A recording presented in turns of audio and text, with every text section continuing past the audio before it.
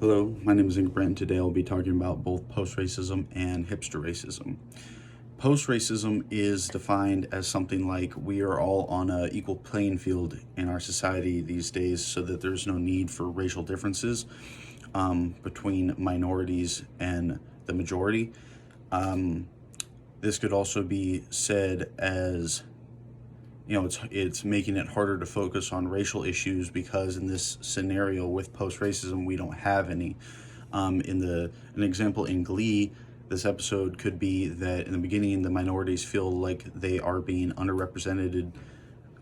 in Glee Club, and then the Mercedes says, I wish we could do more black songs, and one of the other kids says, yeah, we do a lot of show tunes, and then one of the girls says, well, this is Glee Club,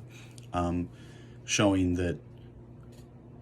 it's not more of a minority thing, it's more of a we're doing our own thing, which leads to a schism in the group later on in the episode caused by Jane Lynch's character, who, as an example of hipster racism, which is defined as a more cool form of racism, as if that could be a thing that shows an example of this in the reading could be like, oh, well, I have a friend in this group or of people or ethnicity or whatever, and so it's okay that I can make fun of them. So Jane Lynch, her character Sue,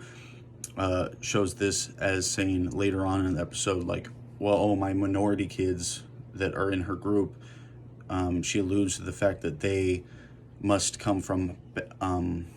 poor backgrounds because they are minorities, and throughout the whole episode she's making a bunch of racist and sexist jokes, or not jokes, but she believes them. But in this scenario, or in this one example, she says that,